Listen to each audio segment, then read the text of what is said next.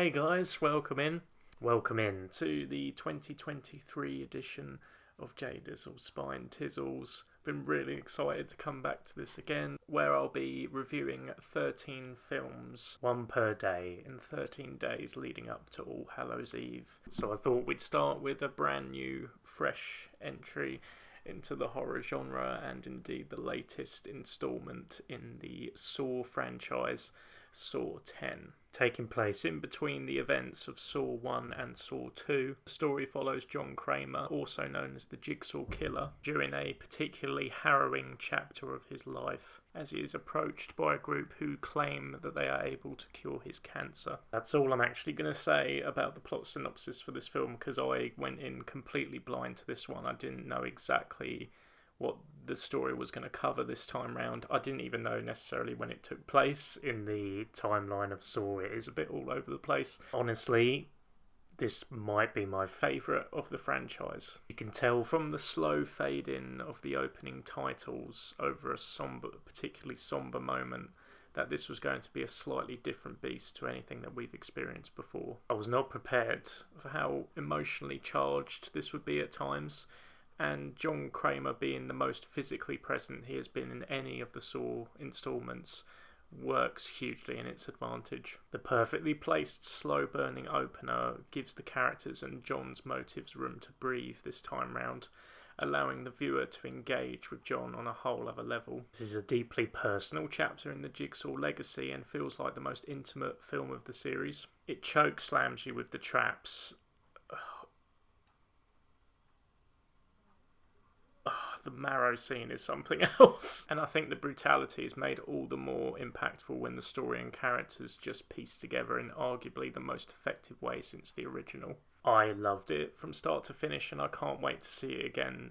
It was made all the more special for being my first Saw experience on the big screen. I went with my dear friend Mitch, who is a big fan of the Saw series as well. And I remember we watched it back in school. We were starting to watch these films. So it was really poignant and special to be going to see this latest instalment. In a way, I'm hoping Saw 10 is probably the last Saw film, so it ends on a bang.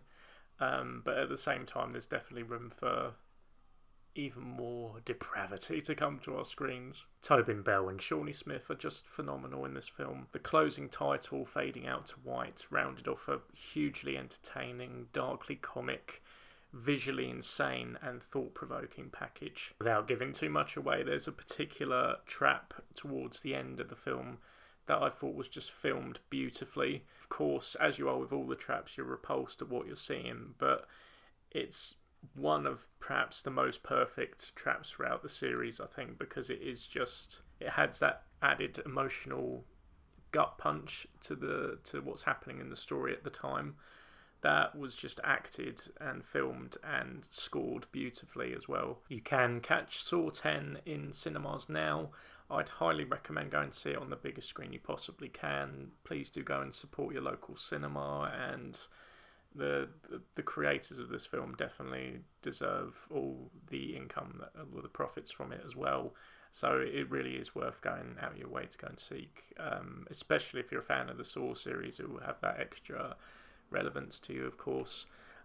Even if you're not particularly familiar with the series, I'd say you could probably still watch this one and get some enjoyment out of it. I thought it would be quite good to rank all the Saw films. As we know, with all these lists, they can change over time. But I have rewatched all of these films recently, and pretty much this is going to be my definitive ordering of the Saw films, I think. So, all 11 films. Number 11, Saw 4. I think this is at the bottom of the list for me because the absence of the Saw screenwriter and one of the creators, Lee Whannell, is sorely felt here. Series familiar Darren Lynn Bousman keeps things just about afloat directorially, with his reliable eye for grisly details and keen stylistic choices in conjunction with Kevin Grutart. Apologies if I'm pronouncing that wrong somewhere along the line. Kevin Grutart's brilliantly frantic editing, but overall it definitely feels like the low point of the franchise where the narrative and tonal quality just took a proper nosedive. However, Saw's musical prowess did continue in this film, with ex-Japan's song 4 tearing us a collective new one, And this film spawned the best promotional poster of the series. At number 10, Saw 5. I was actually shocked coming out of this to know that it wasn't the same actor playing Hoffman and Strahm. That really did blow my mind. This is director David Hackle's only entry into the franchise so far, and although the story is just all over the place at this point, I mean, it's a complete mess at this point. There is still some twisted entertainment on display, particularly in the final act of this one, and it's worth viewing for anyone keeping up with John Kramer's story progression in time for Saw 10. If anyone knows what happened story-wise in Saw 5, please let me know, because I'm still not too sure now.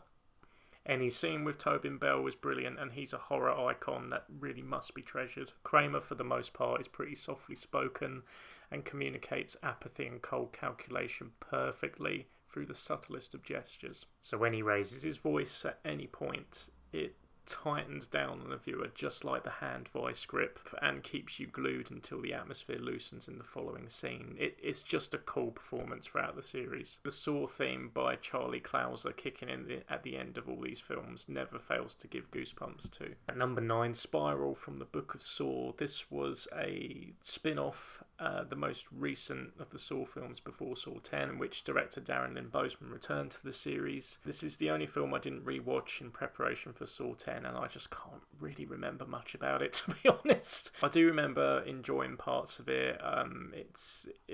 The relationship between Chris Rock and Samuel Jackson I thought was quite funny and quite warmly done. There were a couple of decent traps in it. And number 8, Jigsaw, as if the Twisted Pictures logo at the start of these films couldn't get any more hype.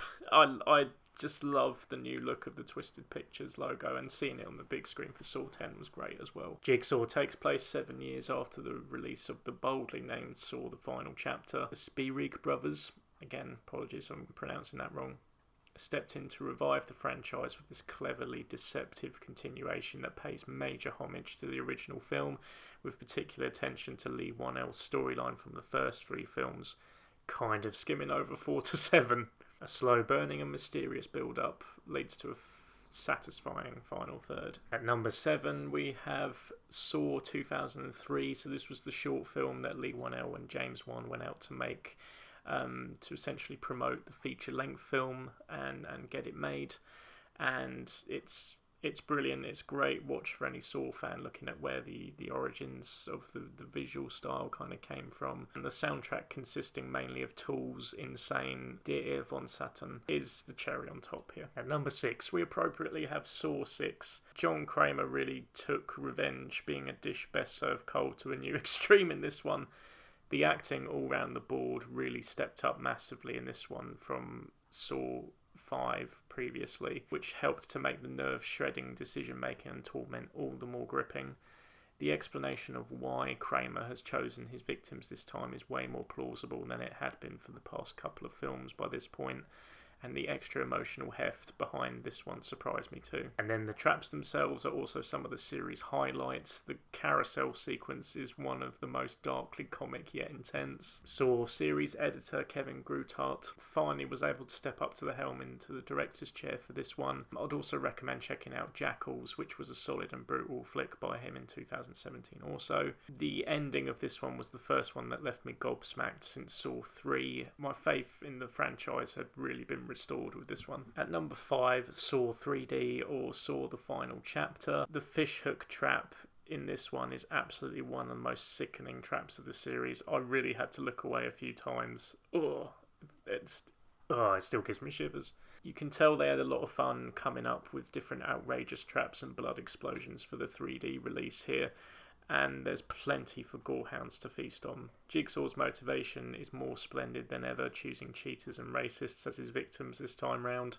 Billy the Puppet also has the best entrances in this one. Another epic ending to the film and a ridiculously entertaining exploitation treat for twisted cinephiles out there, and the goriest Saw.